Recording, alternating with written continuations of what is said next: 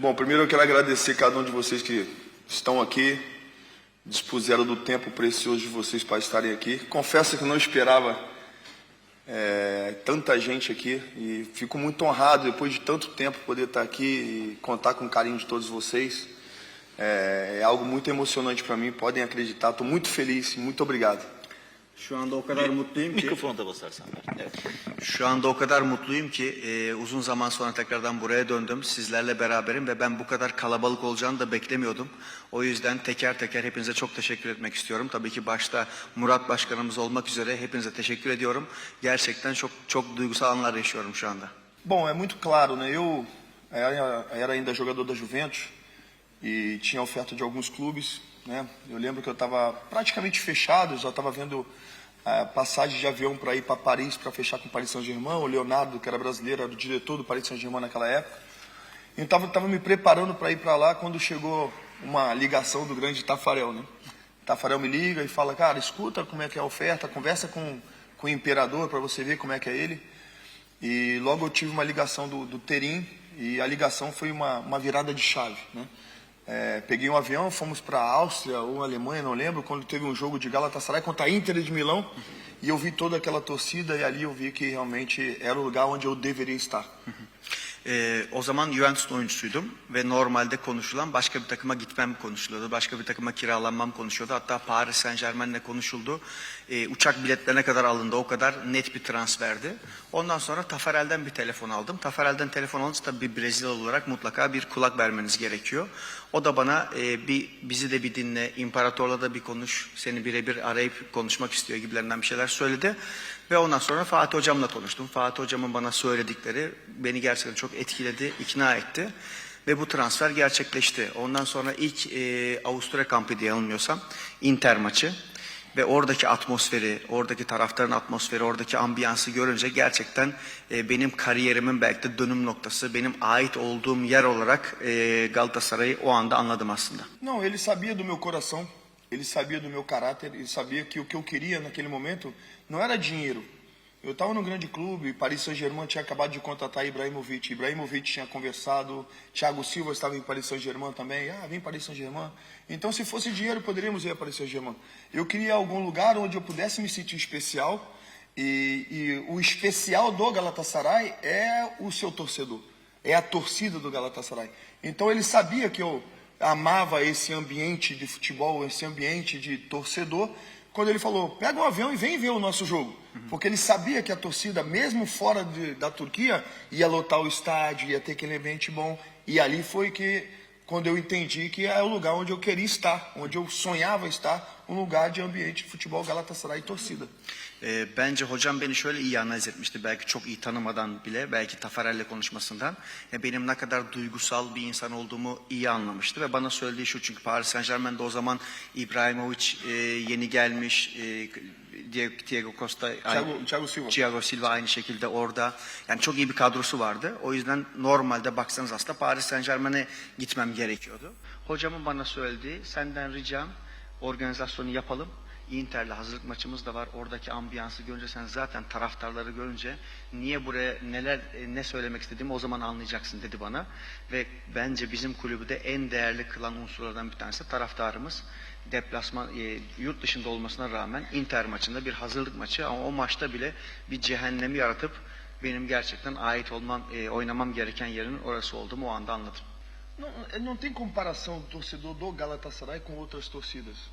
Eu, quando deixei a Europa, eu voltei para o Brasil, para o Palmeiras, fui multicampeão no Palmeiras, fui multicampeão também no Fluminense, que foi meu último clube, mas nada se compara ao Galatasaray. O Galatasaray para mim é algo tão importante, tão sentimental, que é o único clube de tantos que eu joguei que eu tenho uma tatuagem, solo e gala. Então assim, eu pude demonstrar, sem ninguém pedir, o meu amor pelo clube, colocando na minha pele. Eu poderia fazer outras tatuagens de outros clubes que eu fui ídolo, que eu construí uma história. Mas o amor, o sentimento que eu tive pelo torcedor, e vou ser bem sincero, não só com o torcedor, mas com o povo turco, com todo mundo, é um amor incondicional, sem dúvida alguma. Aslında birçok kulüpte oynadım. Baktığınız zaman çok büyük taraftarların önünde de oynadım. Gerçekten çok ateş taraftarların önünde de oynadım. Ama Galatasaray taraftarı hakikaten bambaşka. İkili ilişkilerimiz bambaşka, bana yaklaşımları bambaşka, hissettirdikleri bambaşka. Bence sadece Galatasaray taraftarı değil, Türk toplumu da öyle. İlk geldiğim günden beri hem ben hem ailem inanılmaz bizi kabullenen bir toplulukla karşılaştık. Zaten aramızdaki ilişkinin seviyesini şöyle anlayabilirsiniz. Bu kadar taraftarın önünde oynadım. Farklı camialarda oynadım. Bu Palmeiras'ı, Fluminense'si veya diğer Avrupa kulüpleri. Ama vücudumdaki bir takımı sembolü olan tek dövme mesela Galatasaray dövmesi. Yani diğer bir ton kulübün dövmesini de yaptırabilirdim. Ama bunu yaptırarak zaten onlara olan bağlılığımı bu şekilde göstermek istedim. Cara, eu sim, ontem eu sofri demais, entendo que o Galatasaray não fez um jogo que se esperava, não fez um bom jogo, mas foi eficiente, conseguiu ganhar, isso é importante. Ontem, né, o importante para o Galatasaray ontem era ganhar os 3 pontos.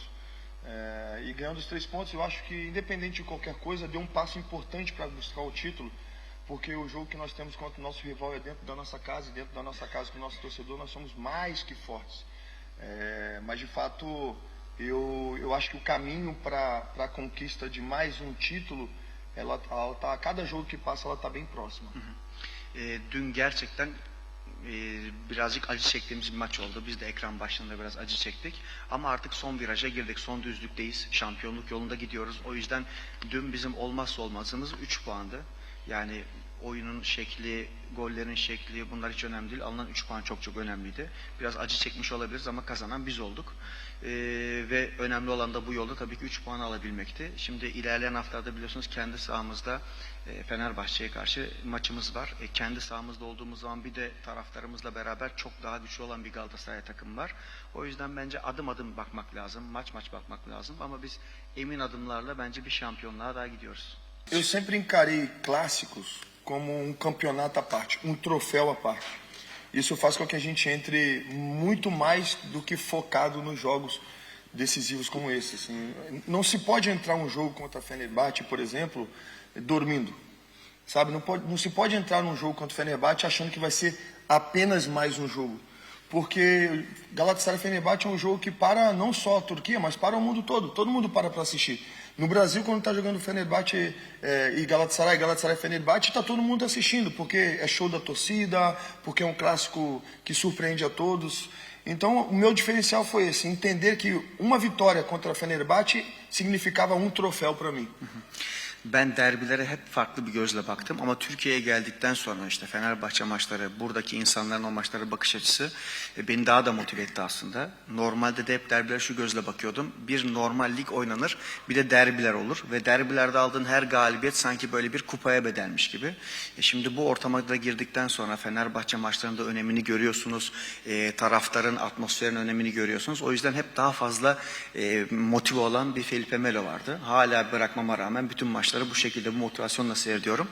Çünkü Galatasaray, Fenerbahçe Galatasaray maçları normal bir derbi değil. Sadece Türkiye'ye mal olmuş bir derbi de değil.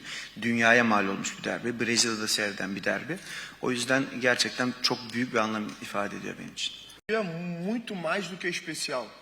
É um dia que eu creio que tem que ser comemorado o dia do título do Galatasaray na casa do Fenerbahçe. Porque se fosse ao contrário, teria festa todo ano. Todo ano o nosso adversário ia fazer festa, sabe? Porque é algo que não vai acontecer novamente. Dificilmente vai acontecer novamente, sabe?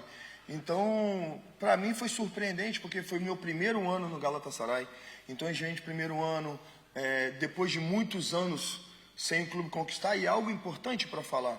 Quando fala de eu poder vir jogar no Galatasaray, eu vou pesquisar como está o time, como vem o time nos últimos anos. E eu vi que o Galatasaray tem muitos anos sem ganhar e que o Fenerbahçe vinha vencendo títulos, sabe? E eu falei, é ali que eu quero estar. Com torcida assim, eu vou chegar no primeiro ano e nós vamos ganhar no primeiro ano. Só não esperava que fôssemos ganhar na casa do rival. Então foi tudo perfeito, Deus é maravilhoso, Ele escreve tudo perfeito e foi uma linda história, sem dúvida nenhuma, que tem que ser comemorado todos os anos, sem dúvida.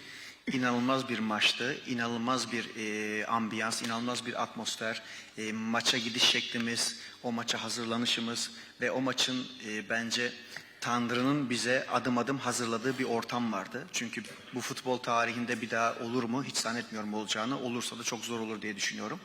Ben buraya gelmeden önce de biliyorsunuz Galatasaray'ın durumu da futbol anlamında çok çok iyi değildi. Rakibimiz belki biraz bizden daha iyiydi. Ve buraya gelirken aslında etkenlerden bir tanesi de bu oldu. Ya bu taraftar grubu, bu ambiyans, yeni bir takım kuruluyor ve ben bu takımın içinde olmam lazım ve ben bu takımın içinde olduğum zaman da başarının gelmesi lazım, şampiyonluğun gelmesi lazım. O sene de hatırlarsanız yeni kurulan bir takım vardı. O yüzden ilk günden beri de zaten ona odaklanmış, motive olmuş bir takım vardı ve farklı bir düzende biliyorsunuz playoff'lar oynanıp son maça gelindi. O kadar güzel bir galibiyet, anlamlı bir galibiyet ki bence her sene bunun en üst seviyede kutlanması lazım. Çünkü eğer bizim rakibimiz tersinden düşünelim, eğer bizim rakibimiz aynı şekilde bizim sahamızda böyle bir şey kazansaydı herhalde bütün sene kutlarlardı. Belki de hala kutlamaya devam ediyorlardı. O yüzden bence bu galibiyet, yani bu kupa, bu zafer hiçbir şekilde unutturulmamalı ve en güzel şekilde kutlanmalı bence. Eles não vão ganhar, eles não vão conseguir ganhar na casa de Galatasaray nunca. Nós temos muito bom time do Galatasaray. Parabéns a todo mundo que formou esse grande time do Galatasaray. Nós temos um grande treinador e não tenho dúvida que no futuro também teremos outros grandes treinadores. Eu não tenho dúvida que no futuro eu vou treinar o Galatasaray também. É um sonho meu. Claro que tem que começar não com o Galatasaray, mas tem que começar embaixo. Vamos começar embaixo, vamos fazer um grande trabalho. E eu não tenho dúvida de que daqui a 5 anos nós vamos ganhar a Champions League com o Galatasaray. İnşallah hocam, inşallah. Şimdi tabii artık hocalığa da soyunduğu için artık hoca da demek lazım.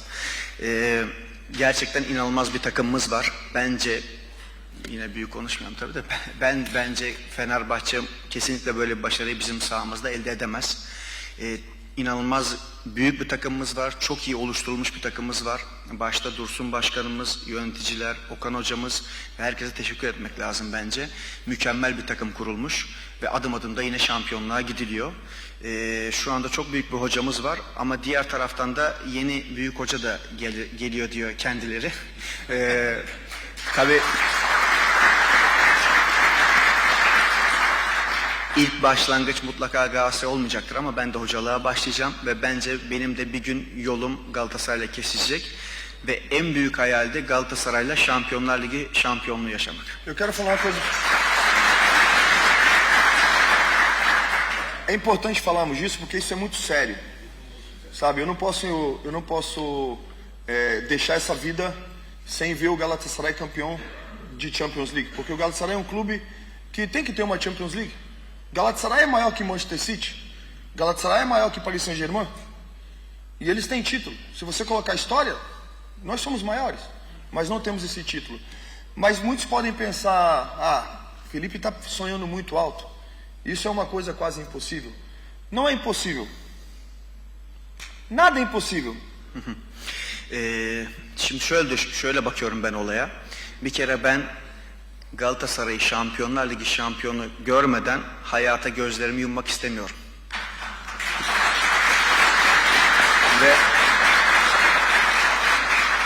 Ve bunun da bir gün olacağına ben yürekten inanıyorum. Çünkü atıyorum Manchester City, Paris Saint-Germain. İnanın bizden büyük bir takım değil, bizden büyük bir camia değiller. Ben buna %100 inanıyorum. Adım adım da oraya gidilecektir. Galatasaray mutlaka bir gün Şampiyonlar Ligi şampiyonluğunu yaşayacaktır. Belki şimdi birçoğu diyebilir ki ya hayal mi görüyorsun gibilerinden ama inanın bence bu bir hayal değil. Como eu falei, muito bom jogador, foi para a seleção brasileira e eu fico muito feliz de o Galatasaray ter um brasileiro representando, sabe? Eu fico muito feliz porque nós vimos muitos brasileiros chegar na Turquia e representar, como por exemplo o nosso rival Alex de Souza, que é uma lenda do futebol, não só do Fenerbahçe, mas uma lenda do futebol turco, como outros grandes jogadores que passaram também, Mehmet Aurélio. Mas nós tivemos também muitos jogadores que vieram do Brasil para jogar aqui e fizeram coisas ruins, como noite, bebidas, sabe? Então é sempre muito bom quando vem um jogador representar o Brasil e principalmente jogar muito bem no Galatasaray como é o Gabriel Sara. Ben kendisiyle şöyle gurur duyuyorum. Çünkü bir Brezilyalı olarak, burada tarih yazmış bir Brezilyalı olarak kendi ülkenizden başka bir oyuncu geliyor ve burada güzel işler yapıyor. Burada yaptığı güzel işlerden sonra Brezilya milli takımına gitmeye hak kazanıyor. Bir Brezilyalı olarak beni bu çok gururlandırıyor. İşte Fenerbahçe'ye bakıyorsunuz, Alex de Souza buraya geldi ve bir efsane oldu. Mehmet Aurelio aynı şekilde. O yüzden Brezilyalı bir oyuncunun buraya gelip böyle başarılar yapması, böyle başarılara ulaşması beni çok mutlu ediyor. Çünkü ne yazık ki Brezilyalı'nın üzerinde, Brezilyalı oyuncular üzerinde bazen kötü imajlar da olabiliyor. İşte gece çıkmayı severler, içmeyi severler, partiyi severler ama en azından bu tip düzgün karakterlerle, bu tip düzgün oyuncularla kendi ülkemizde burada en iyi şekilde temsil ediyorlar. Provavelmente a gente vai visitá-lo, né?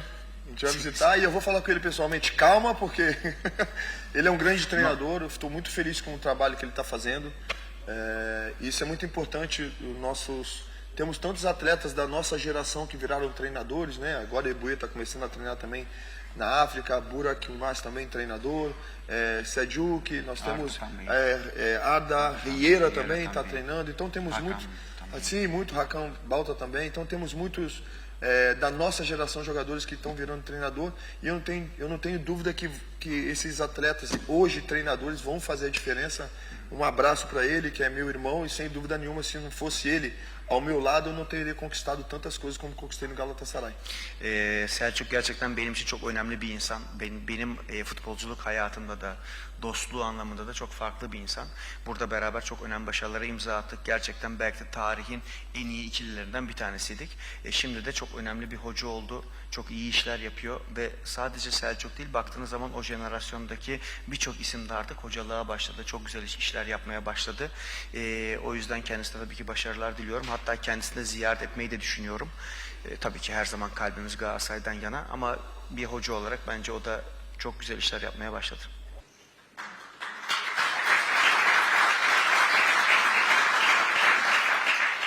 Obrigado, presidente. Thank you so much.